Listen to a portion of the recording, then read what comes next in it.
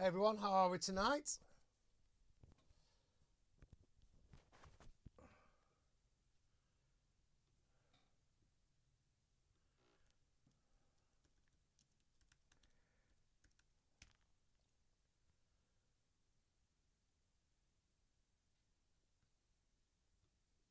How are we all?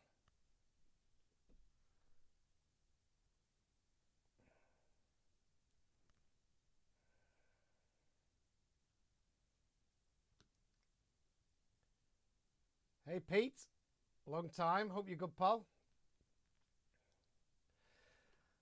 Okay, who have we got on tonight? We've got Pete. Come and say hello in the chat if you're watching.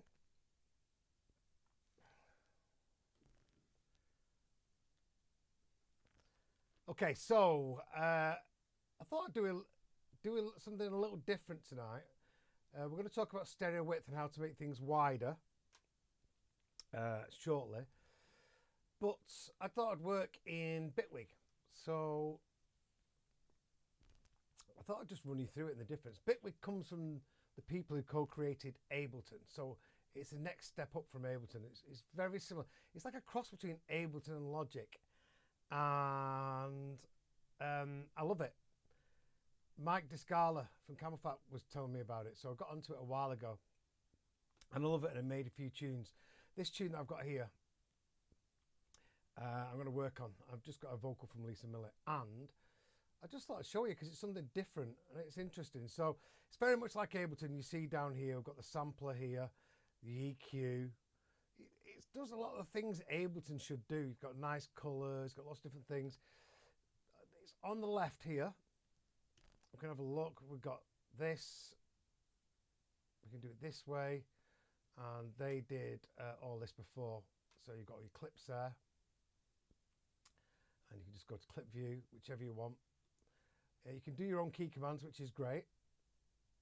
And you can use MIDI and audio on the same track. So it is great. And I love it. I think Ableton does that now as well. So it is, for me, what Ableton should have got to. And the other thing is, I can use sends the sends, and now I can send the sends back to the group that they're in.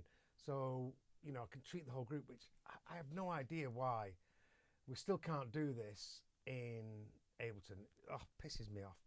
To be quite honest with you, that's a bit of a bugbear for me. And yeah, so I thought I'd look into this. So it's very similar. They've got something called the grid. So you can create anything, you know, with oscillators and filters and everything. It's a big grid, and to be honest with you, I don't know how to use it. I've never used it. But it's like you just drag in an EQ and you drag in an oscillator and LFOs, and you can connect everything in any single kind of way. Oops. Sorry. There you go. This is Bitwig. Yeah, it's very similar to Ableton, as you can see down here. It was designed by the people who created it, as I said. You've got a few views. So you've got normal view, a bit like Logic, you know, all the way down. You can do your groups. You've got more colours than you have in Ableton. It just looks a bit better, I think. You've then got your mixer, which is much better than Ableton's mixer, in my opinion. Let's have a listen.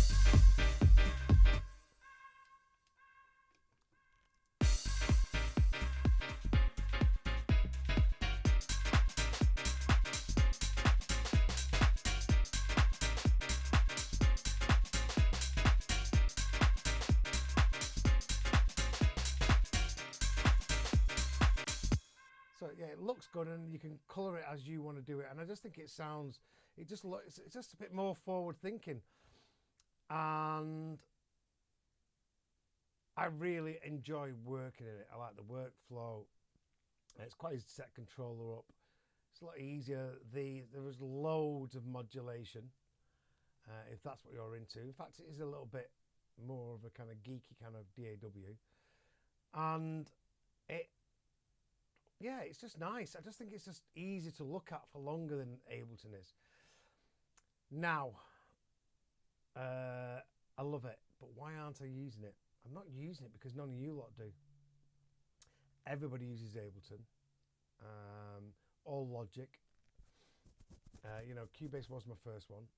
I just love working in clip view, and I can sync this up with the Novation pad there. It does. There is a program to sync it up with the Ableton Push, but it's not brilliant. So again, you've got the clip view, and like I said, you can use clips and audio on the same timeline. So that could be MIDI, that could be audio, and so on and so on. And it's a really good way of working. And I really like it. I think it's great.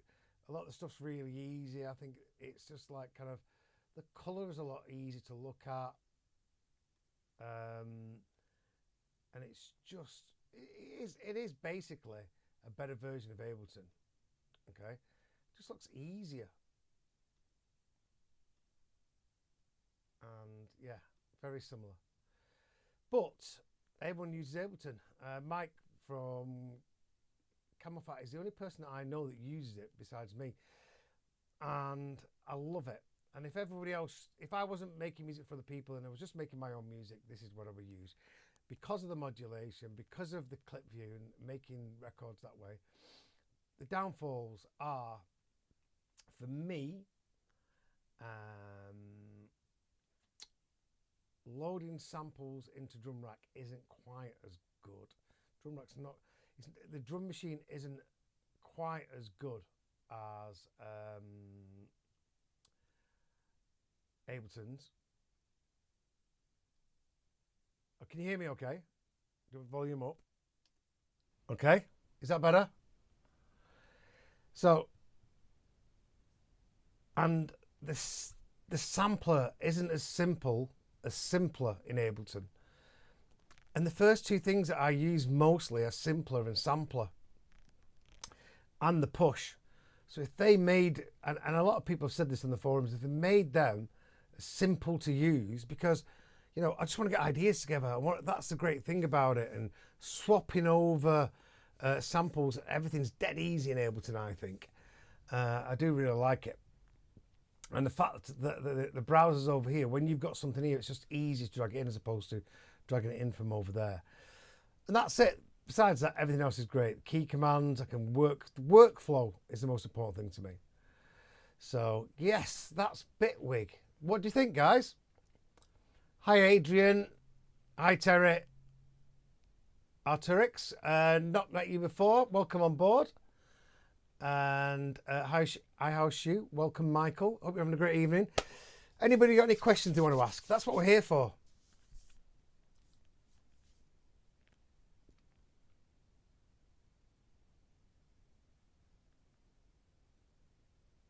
Hey, Aaron.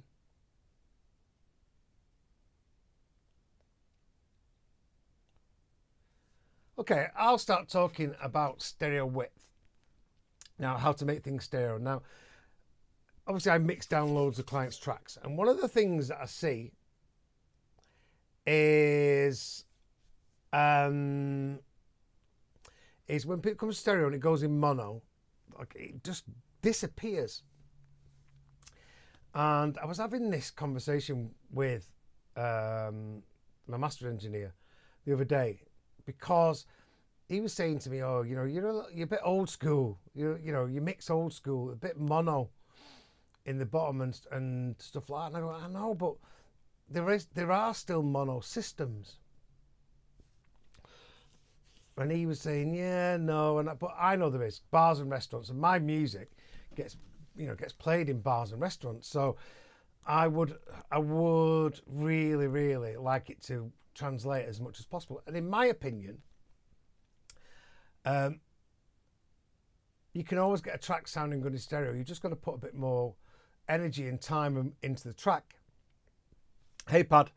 So I'm going to go through a few things that are in the order of that I do it for getting a bit of stereo width. Right, okay, so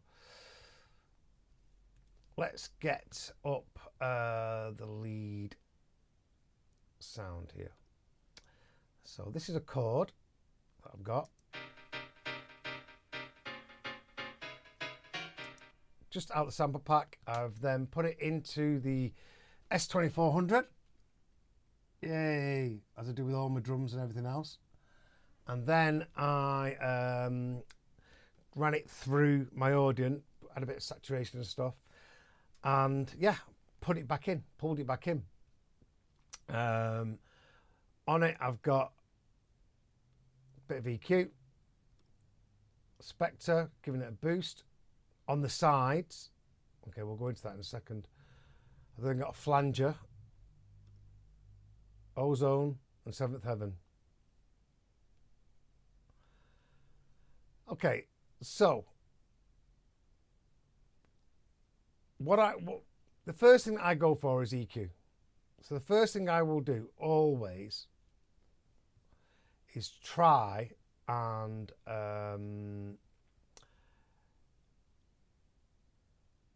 look at EQ. So I'll always try and get this and create a side, stereo placement side, and try a boost.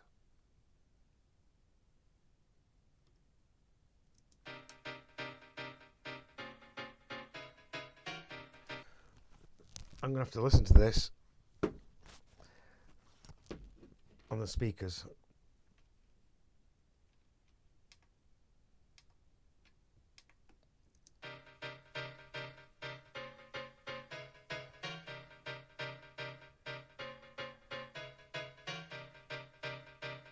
So as you can see, it's adding a little bit on the sides, okay?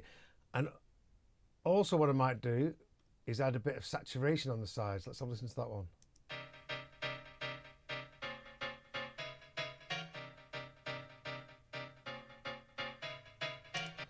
So I've used Spectre, which is a parallel saturation unit on the sides, and that's really good. I really like it, but it's still not quite wide enough. So the other things, if I use EQ first, I'll always add reverb.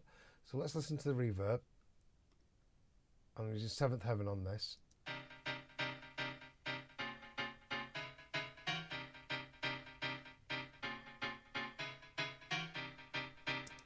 So both those things have made it sound quite a bit wider. And then I've got, let's listen to it in mono, but every time I do it, I always check it in mono after.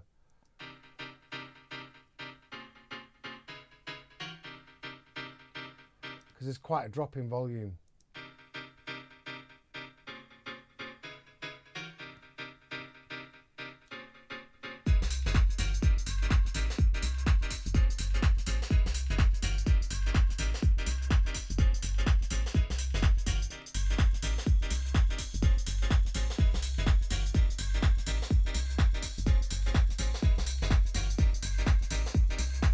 So I like that. It is making it wider. So they're the two things that you can do. You can also, I'll just turn them off for now. So side EQ or saturation or distortion, you can use Saturn or anything like that.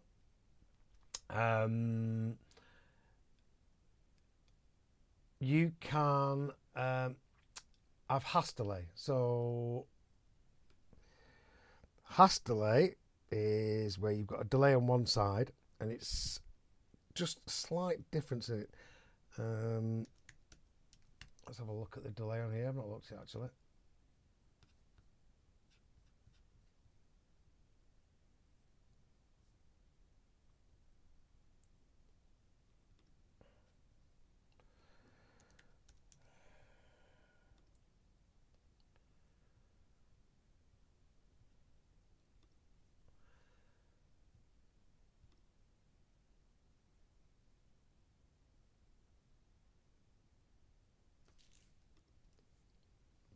I'm not going to start learning this in front of you. I'll go straight to Echo Boy.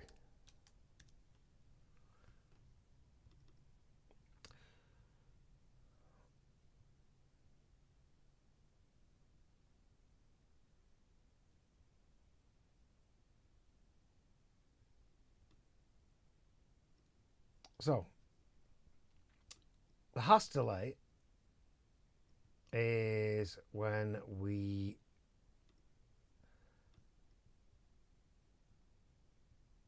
have a signal going through a delay, and we delay one side just slightly.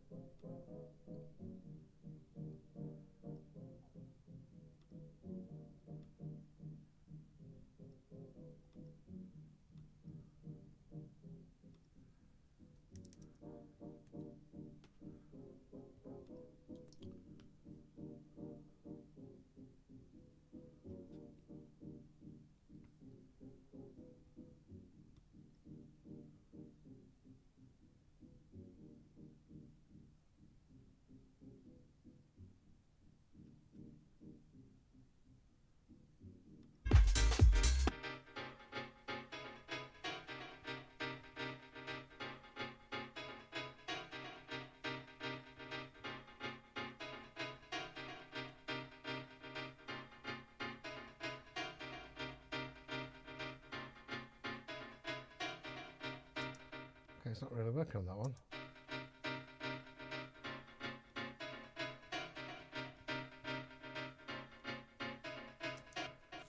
Okay, let's try something else. Well, that's not going down too well, has it?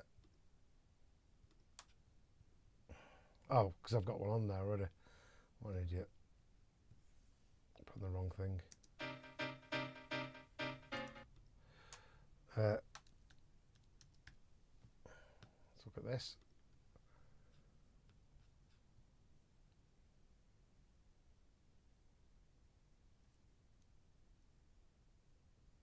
I was right, Echo Boy. See, I should have done in Ableton because I just used a delay in there.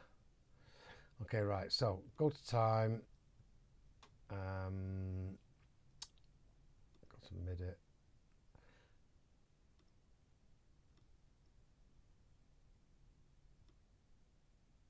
Okay, then we pitch it down. Time.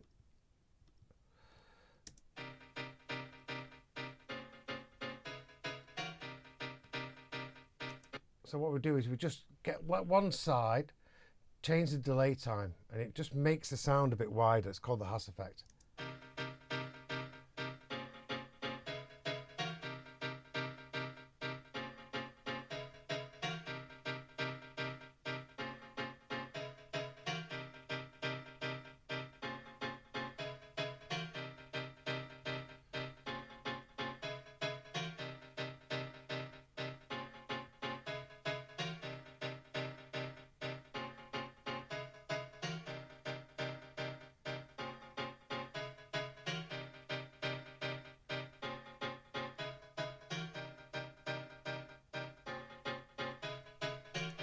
And that's really good. Does take something away from the center normally.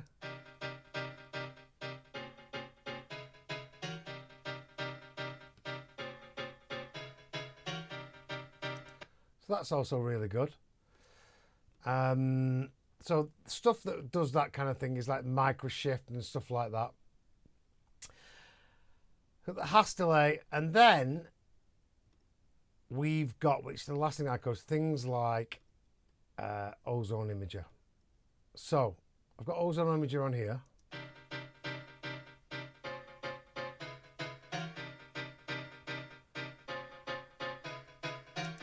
And what it's done is it's really made it wider, which is good. But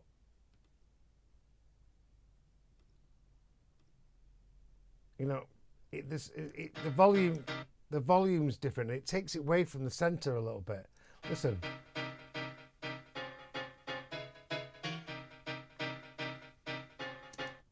So if we were in Ableton, what I would do is create a group. Add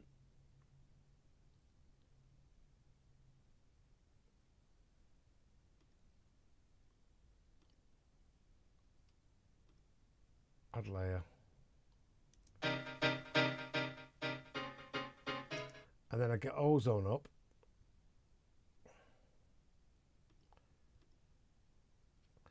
Put it on full. Well, really wide.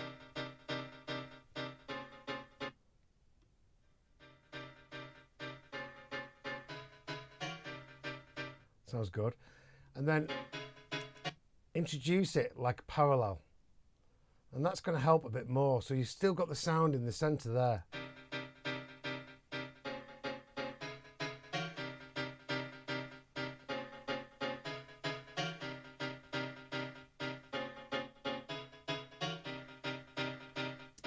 And the centers, and that signal is always stronger.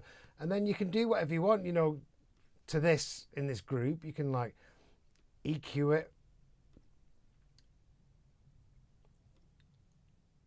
Let's try an EQ. Just take the bottom end out of it and just use the mid-range.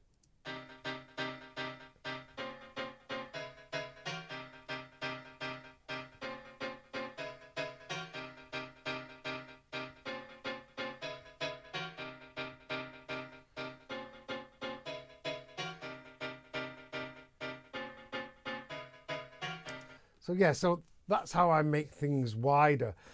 You know, generally that's what I'll do. I'll try those things in order. So try the EQ, try the reverb, try the delay, you know, EQ or saturation. And then I'll probably go to one of these after. So now what I'll do is I will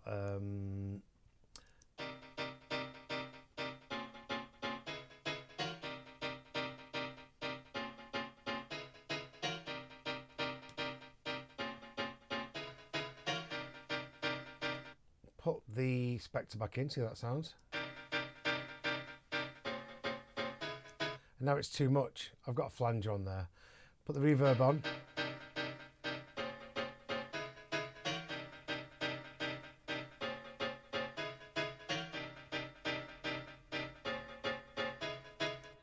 So you've got that. So when it comes to imaging, I still want it in the center. So, and it sounds less phasey as well when you put it in parallel. So when I'm using things like ozone, I'll generally do that in parallel. Now I've got two other plugins which are amazing and they're really expensive. So I'll mute that. I'll keep the reverb on. And we'll add space control. So this one is from Acoustica. And sometimes it's really good and sometimes it's not. Okay.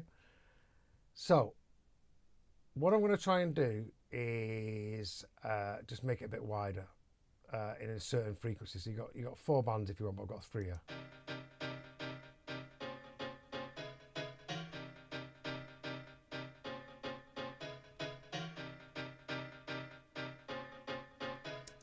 So what's happening now is where it's red, that means there's some phase issues going on. And the good thing about this plugin, first of all, let's try something else. You've got stereo spread. So one's like raising the sides, one's like Hass effect, and one's something else. I just flip between them, see which is the best. You just need a little bit of this.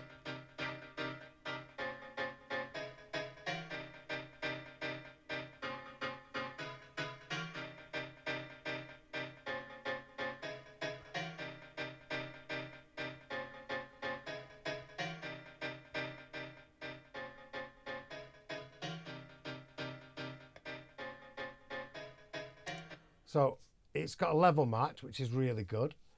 And then it's got a phase limiter, which hopefully will get rid of that phasing now.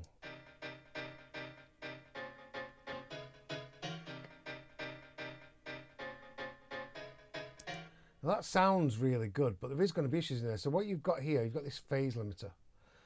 And what this does is hopefully gets rid of the phase, so it's a better quality signal.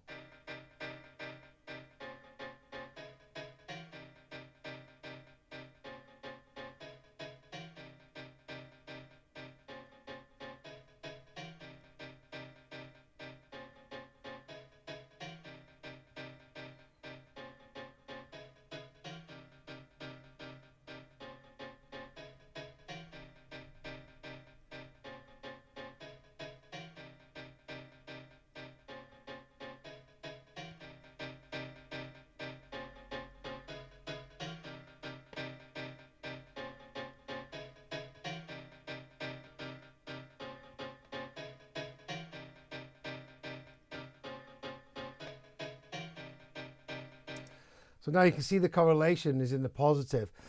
And it does sound better, it does sound wider. And to the untrained ear, it might not sound as good as the ozone, but let's have a listen.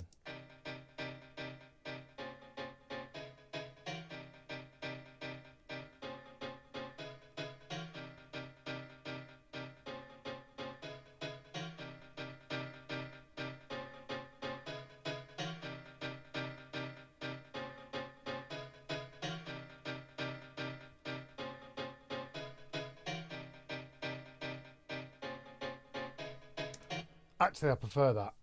I think it's a bit more direct on the sides. It doesn't sound as thin, which means it's not as phasey, which I really, really like. So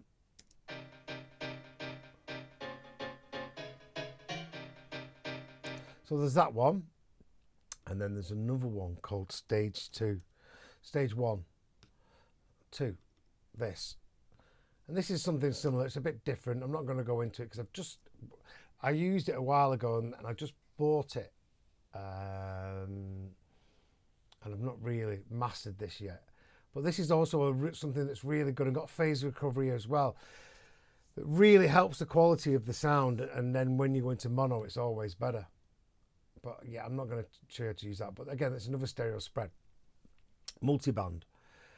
So that's all the things that I use for stereo spread. I'm always very careful. I am old school, and I am mindful of it being played on a mono system, and I just think it takes a bit more time, you know, making sure that it sounds better, wider. You know, I like that space control loads. I think it's great. So let's have a look at the questions.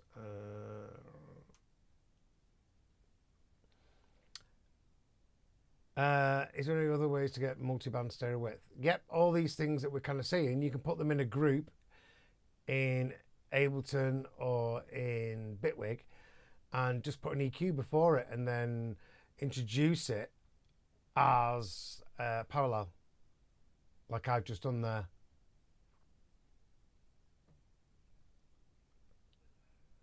Do you ever use transient shapers or OTT to get a bit more bite on the central piano? No. I might use some multiband. I don't use OTT. I'll just use multiband compression or multiband saturation or stuff like that. Saturn or Pro MB, which is a similar thing. I need to use OTT a bit more because it does do something. But for me, OTT, almost every client that comes in and uses it doesn't know how to use it. Every time I turn it off, it's just lower in volume. When I level match, it's generally not better. The problem with OTT, a lot of people don't know it. But it's just a multiband compressor, isn't it? So it depends, you know, if that's what you want to do. If you want to get a bit more, you know, RMS in the middle, then you can compress certain sections of it. And I will use a transient designer. I really like Spiff. If you've got Neutron, they've got a multiband transient designer. It all depends what else is in the mix. You know, it's like everything else. I've got a vocal coming in this. Lisa Millet's just done me a vocal. So my center will depend about everything else that's in the track. But for now, I've got my kick, my bass and my clap. Yeah, I've got the wide synth. What else have I got?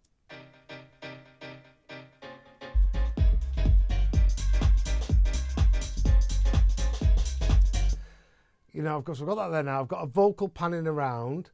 I've got a main vocal coming here. They've got the snares and everything just to the side. The clap's a little bit wide. So I'm thinking 3D for my mix. And I might do anything. If I always ask myself, like, I've got a vocal there now. That's great. So I might try and make a bit of space for the vocal. But if there is no vocal and I feel like it needs something in the middle, I might try a bit of saturation. I might try a bit of transient design. Might try Spiff or Neutron transient designer. I may, yeah, there's numerous things, but I will think mid-sides when I'm doing it.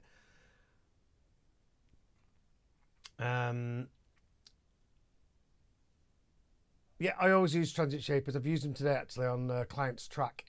He had some big drums and it was techno track. So there was loads of reverb and stuff in there and I just used it. If I think it needs it, then I'll use it, you know. I might try a compressor first. I might do the transient design. It depends.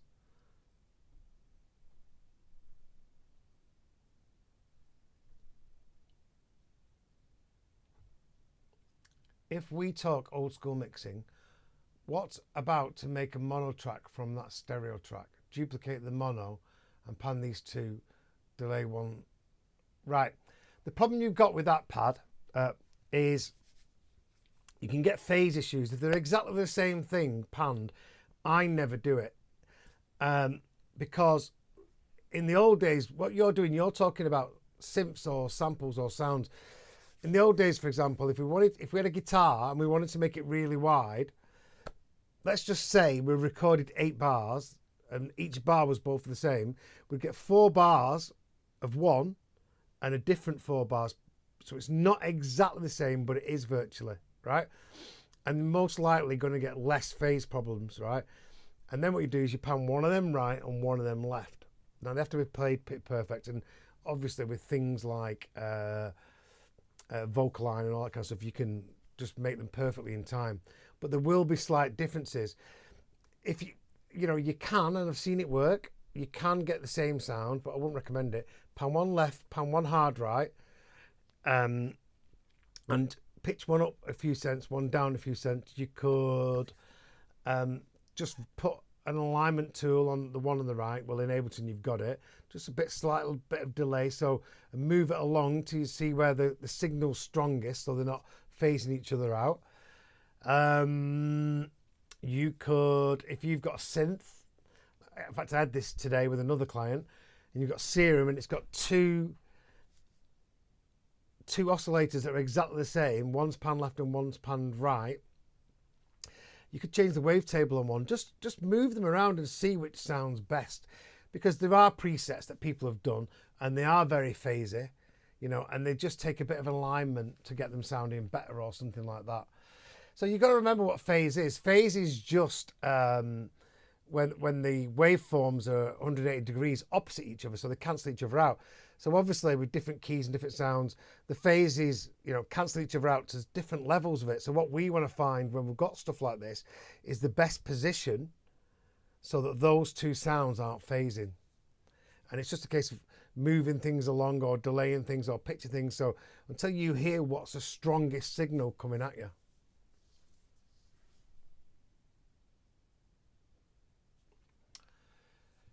Hey, 9 Northtown, nice to join us. Yep, I agree with you. Experiment and try everything. That's what I teach everybody.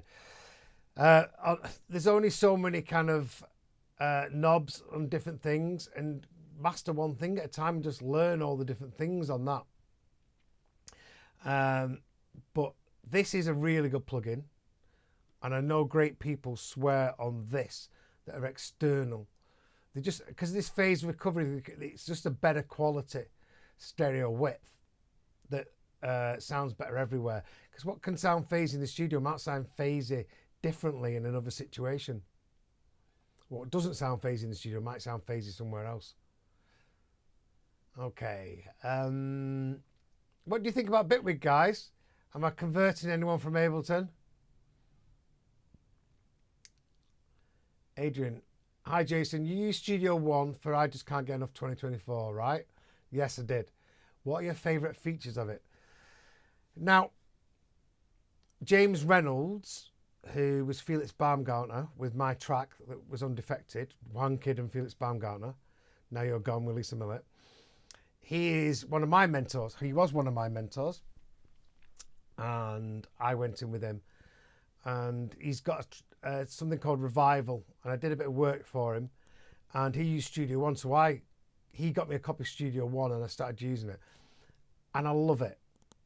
And I love it to bits. For recording vocals, for workflow, you can create any key commands, and a key command that does this, and that all together. They've got something where you create a MIDI file, which has got obviously your hat, your kit, your drums, everything else in there. You can have different synths in there. on a rack, like a drum rack, but all different instruments and all different sounds. And then I can get that and I can change the MIDI so the hat's coming in, clap's coming out, they've got a different clap there, they've got a fill there, they've got this. And the one MIDI file will have a little arrow that you can clip down and choose which one you want to go to. So like with that, you save it into your files and then you drag it back in and it pulls all the synths and all the sounds and everything back in. And it's brilliant because, you know, there's only so many kind of variations of drums you can have when it comes to like hi-hats. And so what I will do on some of them, I'll have in Studio One, I would get like one and it was just called snare. And I've loads of different snare variations over 16 bars. And then I'll have one which was the V1, which might be intro, V2, which would be busy. And then I'd have loads of different variations of snares. And I could just drag that one thing in and straight away I've got all the MIDI. Just instead of fanning around and just check all these different things. And that's brilliant. And the fact you can just bring your drum rack in and we've got one piece of MIDI, you just click, oh, I want intro, oh, I want break, oh, I want plus open high, oh, plus ride, you know, fill, and you just click on it. That's a great thing. Studio One's all about workflow. And I do love it. And if it just doesn't have, for me, I was speaking to the guys at Studio One, they're a really forward-thinking company like Bitwig, right? They came from Cubase, and Bitwig came from Ableton. But the problem for me is this: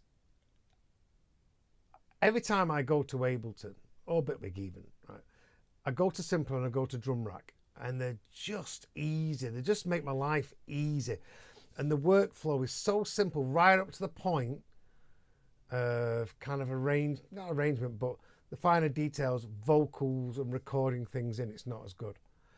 So the good thing about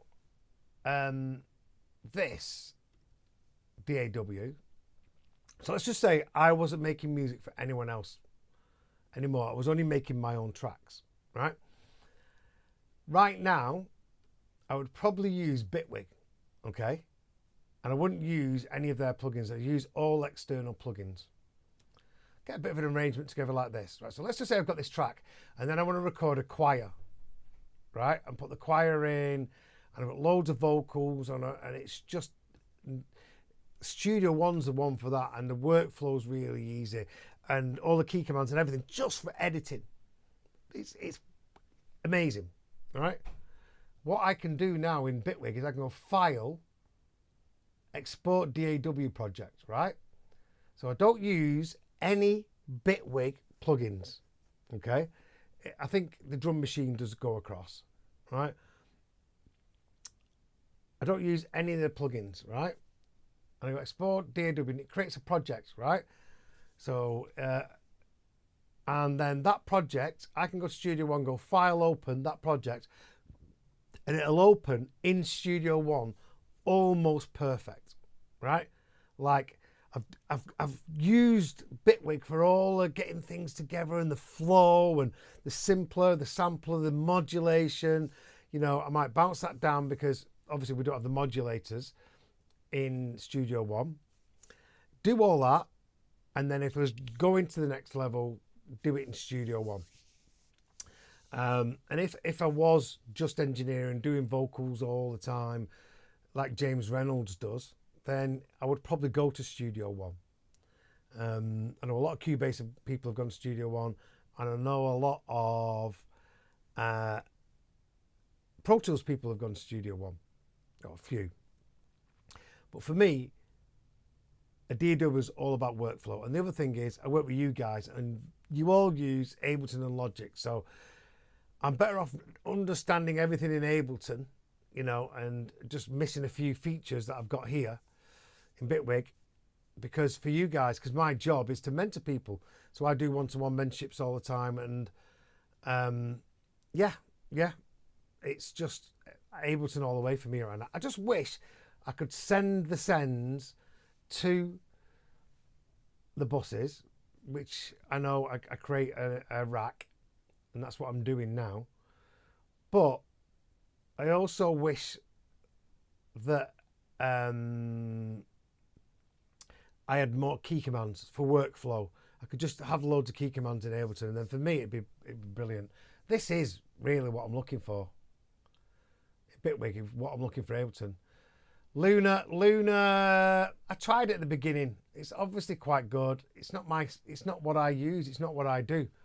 You know, we're making electronic music, right? And most of it is samples, and most of it's, if you're using synths, a lot of it is about modulation and making things sound different.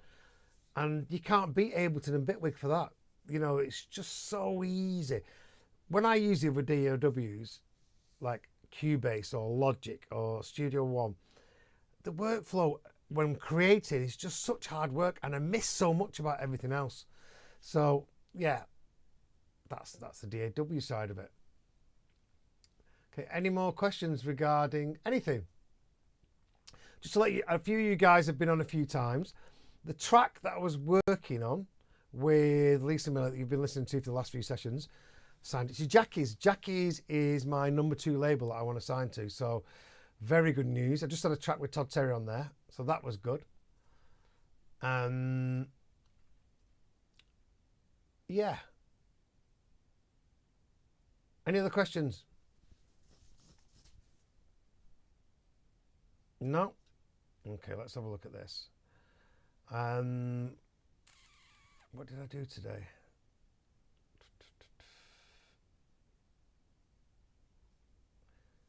What do you think of the look of this, guys? Girls?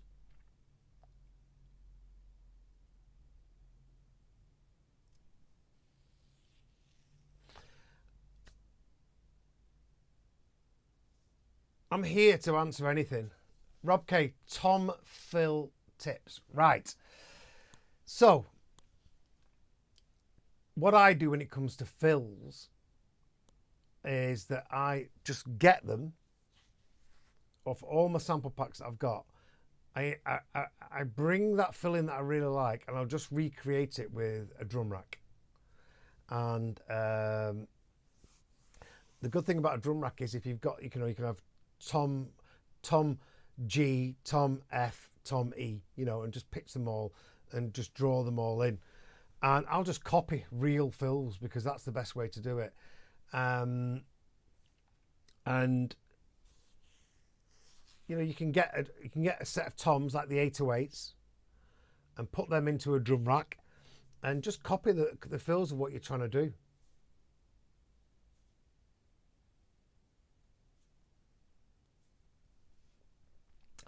Going back to Studio One, yeah, you can do the MIDI for loads of different fills in there and just have like 10, 15 different fills, and then when you come to your track, you just import your snare into that fill and everything else. That's a really good workflow thing in Studio One. Just nobody else uses it, so it's a simpler and drum rack are so good. I mean, drum rack, yeah, because drum rack, because of this you've got a mini sampler in every single slot. So this is I might work on this tomorrow actually. I've got this new track.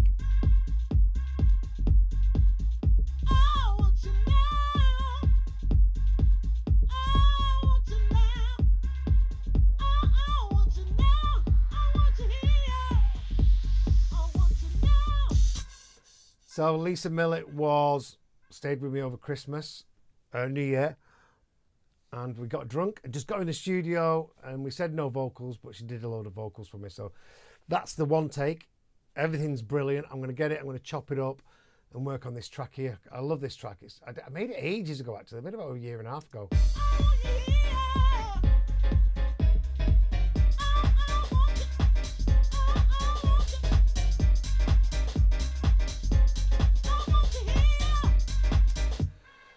And I don't know what direction I'm going to take this, but I might work on this tomorrow, so tomorrow night we can have a look at it.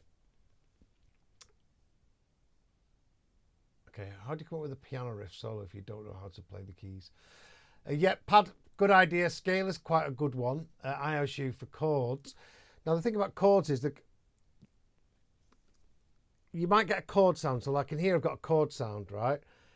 And you might play some notes, But don't forget that chord might have like the 1, the 3rd, the 5th, the 9th, whatever it might be, right? And you play it and it changes every time. So if your track's in G, there's certain notes you can't play on a keyboard, right? Because one of the notes in that chord won't be in key. And you've got to be very mindful about using them in that way if you're going to use a vocal. I think, Ross, so just go into this quickly, right? I don't play keys. Don't play keys at all. I can draw things in, and if anyone's watched my video of I just can't get enough when I'm pretending to play the keys, for me, I can write tracks like this, and I can do tech house, and I can do stuff. What I do is I get the sounds together, and then I get Ross Monroe, as my keyboard player, to come in and play what I want. Now I know what I want in my head, right?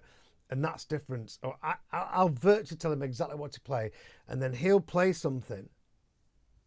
Yeah. And then he'll play something, and I go, yeah, no, what about this? And then he'll say to me, well, what about that? And I'll go, oh, yeah, that's nice. And that's why we have such a really good relationship of working together. And I'll get 5 tracks together. He'll come. I live in Abersoch in Wales. I'm from Manchester, but he'll come from Manchester, stay with us for a couple of days. He gets fed well and nice drinks, and we live by the beach. And that's what I do. And I would recommend that to anyone, right? There's just licks and, flicks and inversions and things that you would never think about, or might take you 2 days to do, that when you get somebody in to do it, you just go, oh yeah, that's good. But you've got to know what you want. Yeah. But you've also got to know what you don't want. That's the key. And I know what I want. And I will generally sing to him what I want. He'll play it. And then we'll come up with some ideas. And I will get all the instruments ready. So all the sounds will be programmed for the mix. There'll be sounds that I know or love, or I will got the Prophet. So I would have got the Prophet and the Moog, and I would have made the sounds myself already that I'm looking for, found presets and saved the presets and got them all right. And then when he comes, just get him to just have a bit of a play on them. And for me, somebody who plays keys every day next to somebody who's not really a keyboard player, I'm trying to get my tracks signed all the time. This week I've signed a track to Groove Culture in my top 5 labels for my warm-up tracks. I've signed a track to Jackie's. I've just had a track on Sulfuric. And each of them tracks, Ross is credited and gets a bit of the publishing. But because I'm with him, he just does little things and I'll say, right, just go crazy, play for a little bit, and then we'll find, I like that. And then we'll stick to that, and we'll go back to it and we'll look at it. And you can't get that if you're just using Scalar or using this. It's just dead obvious and dead presetty. The game's too hard. There's too many people doing this, right? And doing it really, really, really good. So, I would recommend finding someone. I always use Davos as well. I used to use Davos when I lived in Manchester. If you don't know Davos, Google him. He does a medley of all house tracks on piano. He had like 1 million views back in the day. But the thing about Dave is, I have to be there with him because I know what I want, and I think you have to be there with the keyboard player. I've got one of my clients in Thailand, and he's like me, and I just said, right, use Davos, right? So he's gone to Davos. They've done it over Zoom, and he came back this week for his session, his one-to-one, and the track sounds brilliant. And it's just like, the most important part of your track is the music, right? And the melody, the lead sound and the melody is going to be the most important thing, right? To a good track, right? So for the sake of, 100 quid, whatever it might be, you can get someone, get 3 or 4 tracks together. It depends what kind of music you're making. Like if I'm doing, like, for example, when I do my Barbara Tucker or when I do these tracks, so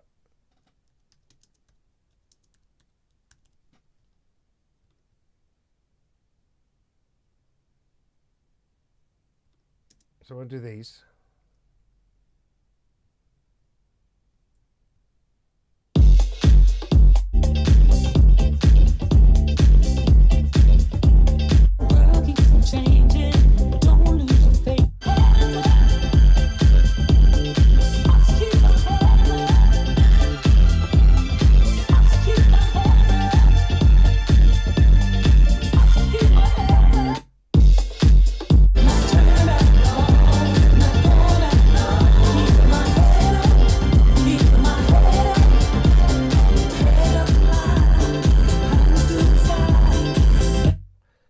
guessing that's not coming through. Anyway, when I do these, then Ross will come. Ross plays keys, he plays guitar, he plays bass, and I'll have everything ready. You know, I'll have the string sounds ready, I'll have a trillium bass, I'll have a piano, I'll have some strings, and for the strings, I use this. Amazing. It's not perfect for disco.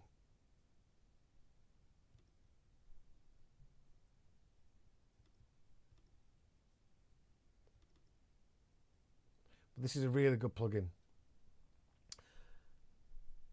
And it's this one. So I'll go to Hollywood Fancy Strings and then just find what I'm looking for. Medium.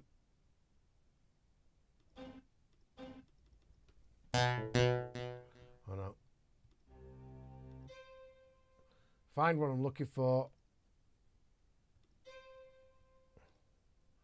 And then I can layer them. So I can click on that one and I can layer it with something else. So I might want something that's short and attacky for the attacks and then legato. And then what I would do is I would get the track finished, play it, get the keyboard player to play the strings. Ross will play a guitar, he'll play a bass. I'll then send it off to a bass player who's a friend of mine and Ross's. He's amazing and he'll play the bass. But like that track will take a day. Like this track here, you know, the one I just said before. Oh, sorry. So that was Opus that I was showing you then. So that's this. And you can add and you can layer things. I'll have one sharp, a bit more attacky, and then one a bit more legato for the strings. And yeah, you can change the microphones, the directions. It's quite pricey. I pay monthly, but because I do a lot of disco, I use it quite a lot.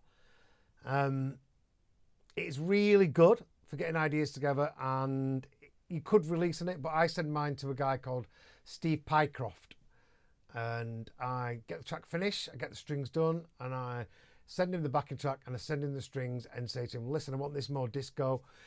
Do me a version exactly like it is. I want loads of stabs and trills, which you don't really get out of the plugin, and then give me a version that where it's you've just what you feel as a string player, it could be added, and then he'll come back and yeah, I'll use that.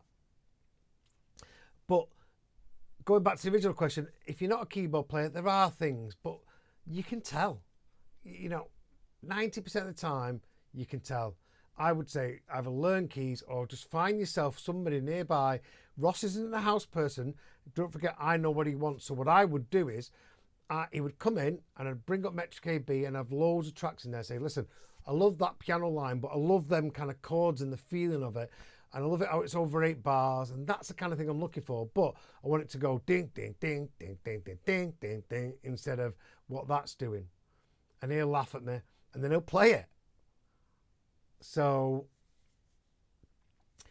yes, so that's what I do. So for the sake of £100, get 4 or 5 tracks together, you know, or even 3 tracks, you know, get yourself, section it, so which is easy in Ableton, but just do, you know, just do the chorus, the verse.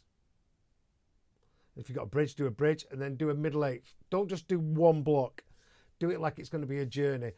And then try and get some, you know, just some variations, which is in this is really easy, because what I do is to say, right, okay, we've got the clips. Okay, well, let's just get another clip. Let's get some different variations of the clips, like you do with the drums. And I'd also do the bass, an intro bass and an intro piano. And then you've just got it. You've got a musician side of it, but it is down to you, yeah. That you have to know what you want. If you've got a keyboard player who's not in necessarily house, so you know, I've had people go in with my keyboard players and go, oh no, they don't know what they're doing. The keyboard player's not there to write your music for you. You've got to know what you want, you know, before they come in. They'll just help you. So, yes, that's what I do, and that's what I would do. Recommend to anybody else. Okay. Yeah, the one shot with the synth stab. That's all I've done here. I've just got a synth stab into the sampler and then I have played everything else around it. Not tune that yet.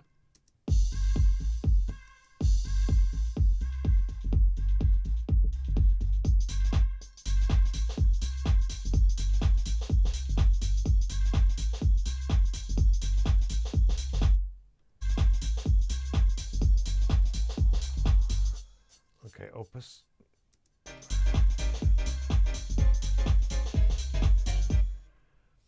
So yeah, that's all I did. I got one sample from my sample pack. I thought that's a killer sound. I'm going to do something with it. I'm not sure I've finished this one yet. Sound Paint Disco Strings are good too. I don't know that plugin, sorry. Hey Mukesh, sorry about that. So yeah, it's by East West, the Opus. It's a subscription, but you can buy them. And I generally use Hollywood Strings. That's a good one. There might be something cheaper. That's just a very good classical one. And I use it for quite a few different things. Good for brass as well. It's just not the same. Disco's different. I think there are something called Spitfire that I think is very good as well. Okay, any questions regarding production or the scene or anything else like that? Anybody? You know, I've had records on Defected over 30 years. I know a lot about the game. So, what DAWs do you use?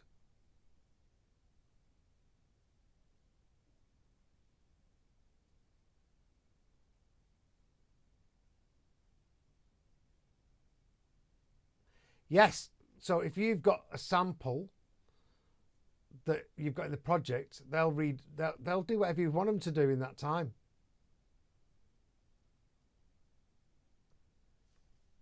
All I do is I'll create a riff, yeah, that I think's really good, and then I'll get the keyboard player in and say, like, what can you do?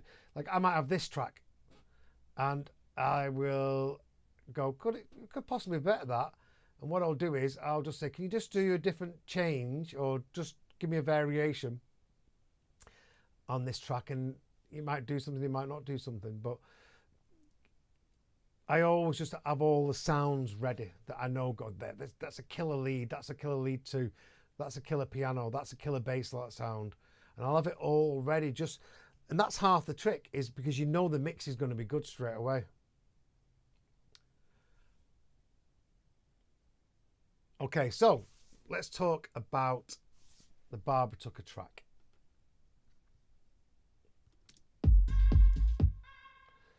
It's not coming through now. This track isn't coming through for some reason. It's a bug with OBS. So, okay, costs. So my track with Barbara Tucker, Head Up High. I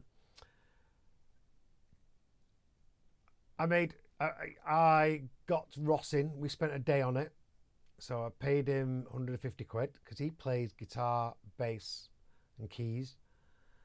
And he stayed at my house and all that kind of stuff. So that was £150. Okay. He's amazing.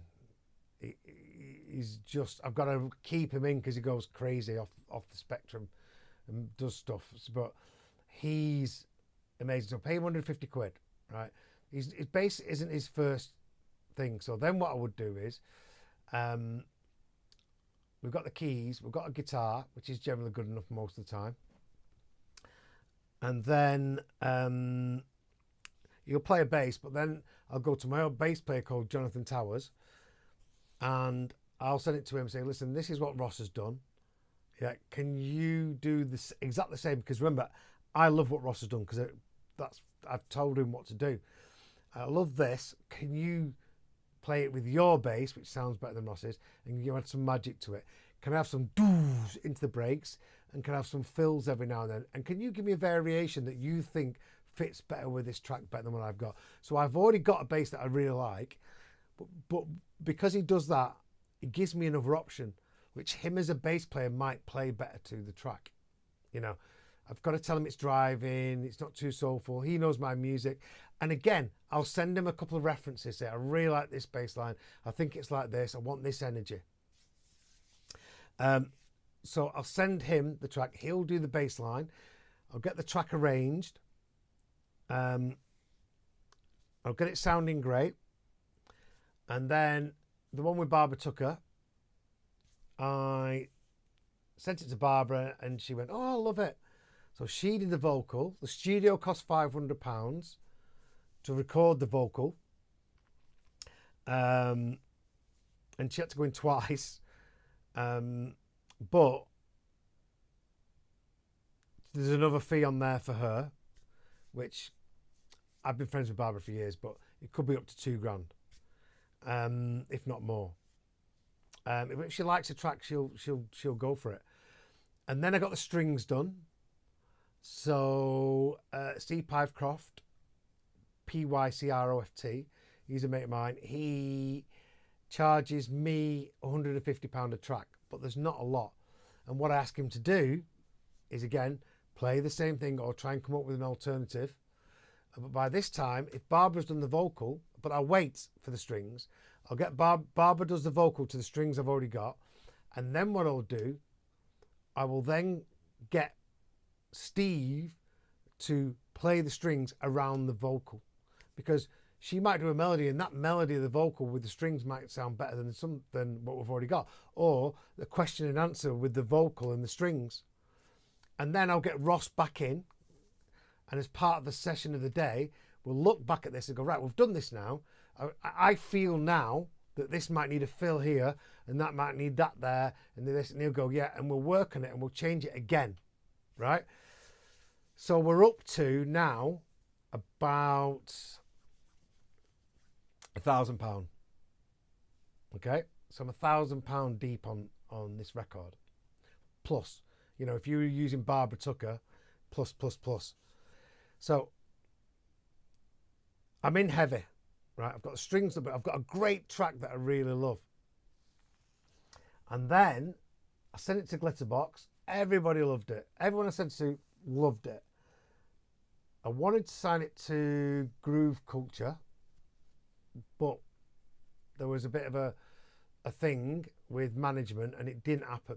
And I got Groove Culture. Groove Culture and Glitterbox are my top labels for that style of music. So Glitterbox just weren't interested. Just didn't like it. And it surprises me because it was an original record.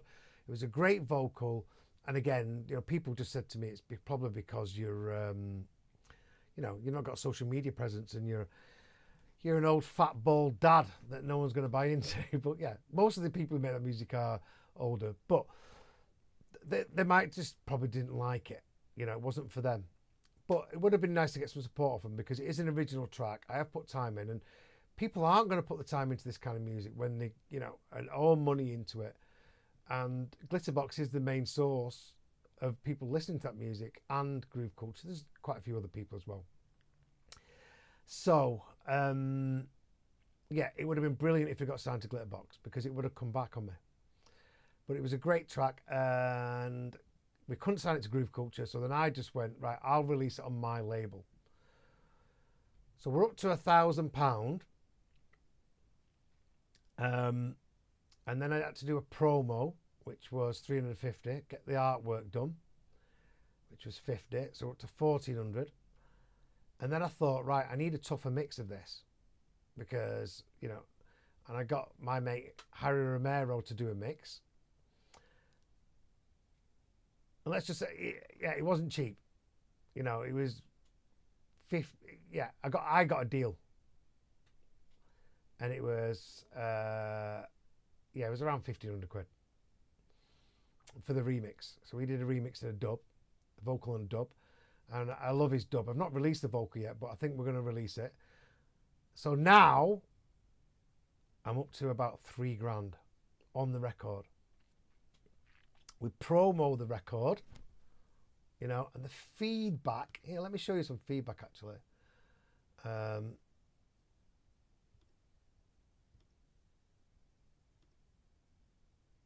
So I've got my press packs here.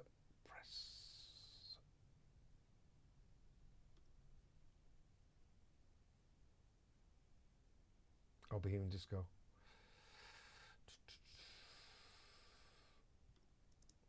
So I use favoritism. She does all this kind of music. You know, it was amazing feedback. It was all 5s, 4s, you know, top people, amazing. And you don't always get this, you know, some big names in that style of music all going amazing. It wasn't just people putting, because you get other ones. What you do is you send it out and then you get this back. Yeah. And people sign, release, you know, Mark Picciotti, legend, 5, you know, fantastic package here. And all great reviews. It was amazing. It was like, I thought this is going to do really well on Traxsource and possibly go to number 1. I've got Barbara Tucker. I've got Harry Romero. I sent it to a few people like the guys at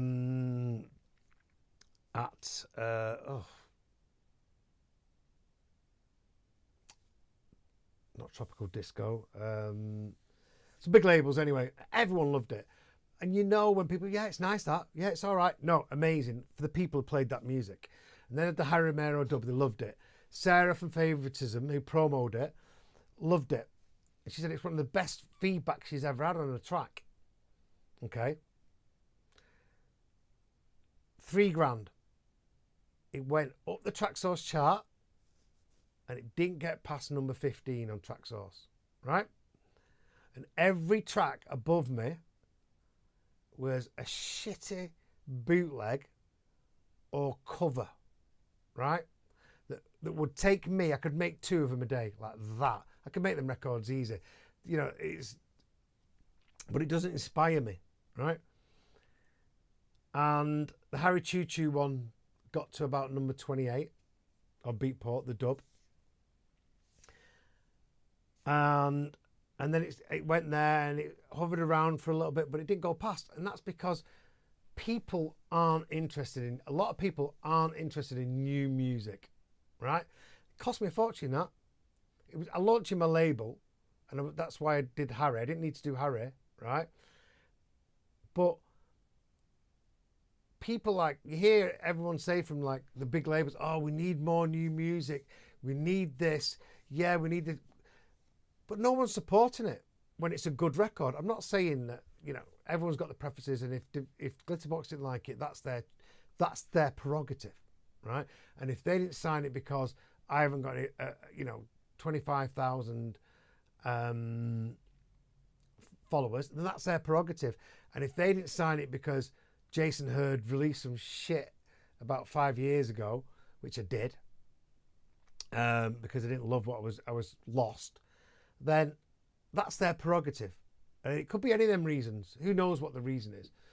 But I do work with quite a few people from Defected. So apparently now a lot of it's about numbers. So, like, what is the point? You know, if I'm a new producer, what is the point in me putting all that time into that track there?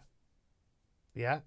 Spending all that creating art, creating music, creating a journey and something beautiful, right? Besides the fact that I love doing it.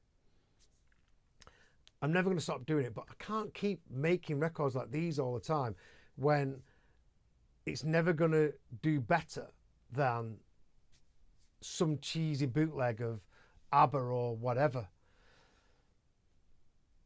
And I know you're going to get credibility, but this music doesn't really get you gigs. Now, I had a record with Todd Terry that took me 2 days, maybe 3 days to make. Yeah, didn't cost anything. All samples. I've just got that new one with Lisa Millett. Yeah, cost me for the keyboard player. It's all synths. Don't cost me anything. Signed to Jackie's. Yeah, the one we were doing the other way, signed to Jackie's. I've got one coming on Groove Culture, which is a bit more disco and disco house. Again, that is just Ross and me. 150 quid. So I love this music for my warm-up of my sets, but I can make stuff that's more, you know, accessible to the youth and going to get higher in the charts for a lot less effort and a lot less money. And I do play that stuff anyway later on. I only make stuff that I love now, and I always want it to be the best I can do. So releasing a record can be heavy. You know, I just got my statement back from a track off Defected, and I'm minus £800. You know, because Kelly Allen did a mix of it. So there is no money in making music. You've got to do it for you love it, and you've got to go, right, okay, great. It's key. You know, I wish I would, if any of you are making this music and it's just the mix that's a problem, I will help you, because we need young people making proper music again now, right? Because once the young people get into it, the young people will follow them. We need shepherds to follow the sheep. They're not going to follow some old bald guy, you know what I mean? Luckily I just can't get enough, but you know what I mean? It's a young man's game, so it would be nice to get some real youth making records that they put time into and are beautiful, and but working with people like me who've got experience, but they're not. They just want to make these cheesy bootlegs that they'll play, and the people playing these records are not necessarily clubs like in Ibiza, like Glitterbox. There's only Glitterbox really. The rest of the places are like your bars, and they're bar DJs. And when you're working in bars, you're not working in a club. So like in the old days where, if they made this and you'd go to any of the clubs in Miami Music Conference, they'd be playing this kind of music, even 15 years ago. Whereas now this music is more the majority bar music, and in bars, they're not going there just for the music.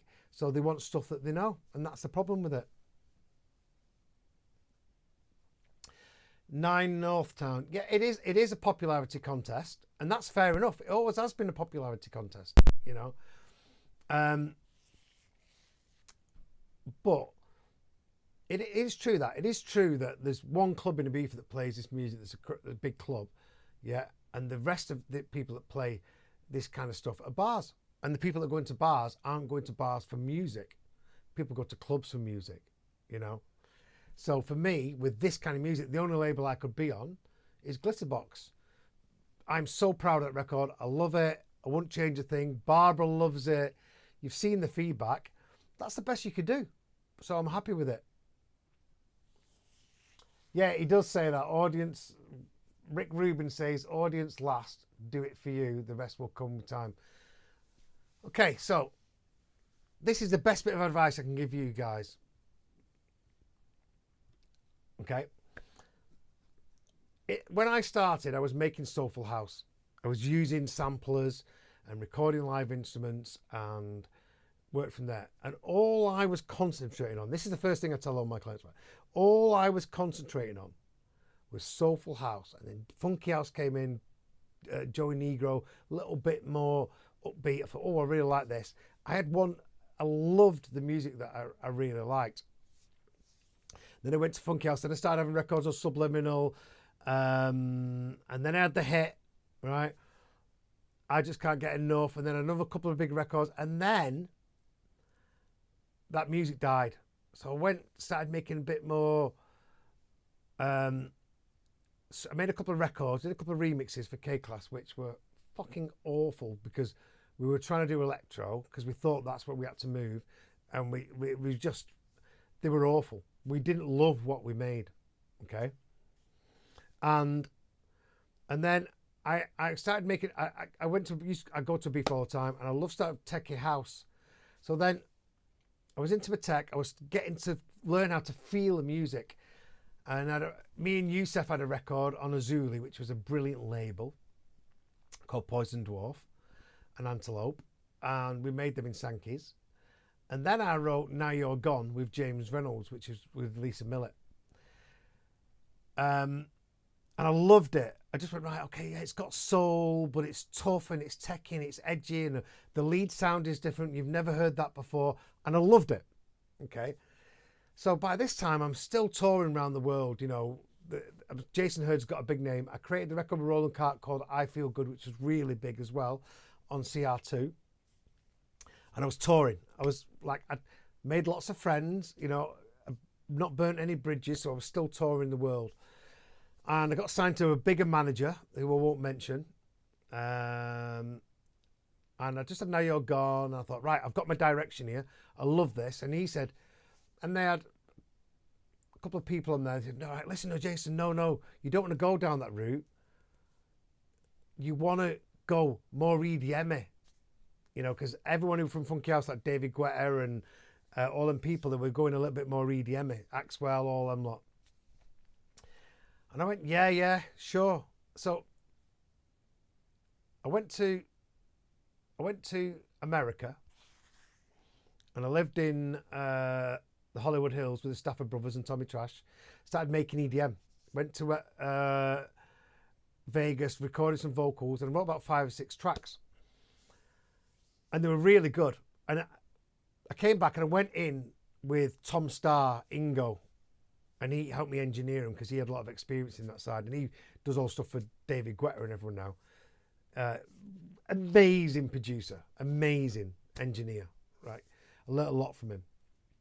And I did these tracks and they sounded mega and they went top 20 Billboard America and it was just beginning to take up. And I had to do a DJ mix. And I went to do the DJ mix and I just fucking hated it. I didn't like it at all. I was like, no, I hated it. So then I kept making records, but I was lost. I wasn't making music that I loved. Okay.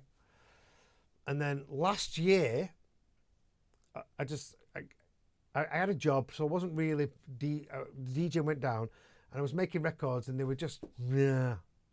And then last year I decided, right, I just can't get enough coming back out. I still DJ every now and then.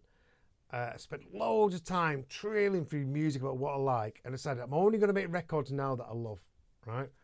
And every record that I've made since and now I'm making, I love.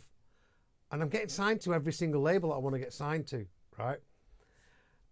Part of it is because of my experience in mixdowns and everything else, but it's because I love the music. Every record that I've had that's been massive, I loved it. So that it came from the heart. And because I'm a DJ first, I knew what worked on the dance floor. And that's my biggest advice to you is only do what you love. Because if you're not feeling the music and you don't know what it sounds like on the dance floor, you're never going to do your best work. So like you said, Pad, make music for yourself, not everyone else. Now I do make music for myself, but I also make it so that DJs will play it. And I play what a lot of other people play. So it's got to be DJ friendly as well. So I will bend a little bit just so that I know it works on a dance floor, but I want it to work on a dance floor. So that's okay for me. Okay, we've done 1 hour and 20. Let's see any more questions there. Yeah, it's a big thing releasing a record. And really, nowadays, it is a popularity contest, as Nine said. So it's building up my database. And I've been out of the game for a while. I've just come back into it. I've not been out of the game. I've been more engineering and mentoring, but I've not been out of the game as an artist. And now I'm back in, Sulfuric, Jackie's, which is one of the best labels around, Groove Culture, Jackie's, and some other very special things I've not told you about yet, but you will do. And now I've got that feeling, every record that I'm making I love, and they're all getting signed. So that's a key part to it.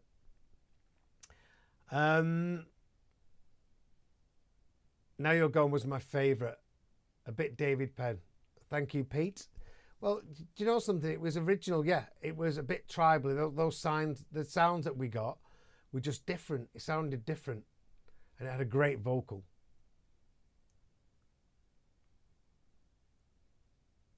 Okay. Right, I think we're going to wrap it up soon. Thank you, 123 Dom. I've got a lot of music coming. This one that I'm doing now, I think it's going to sound great when I've finished it. I Want to Dance did quite good, went to #1. But there's no money, you make your money from your gigging unless you're really at the top of the charts all the time. So great, thanks for joining us. We're back to Ableton tomorrow, everybody. What are your thoughts? Have you enjoyed it?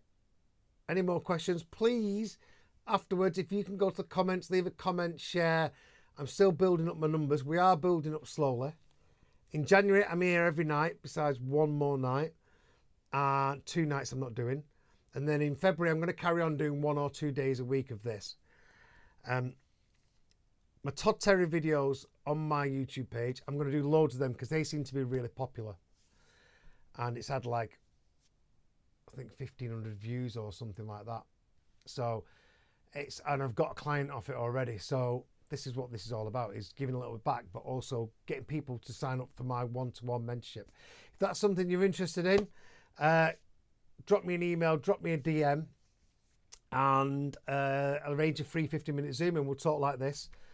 And all my clients that have been with me are loving it. They've just changed the game, not necessarily in the way they produce, but the way they think. So they sow in the way they produce.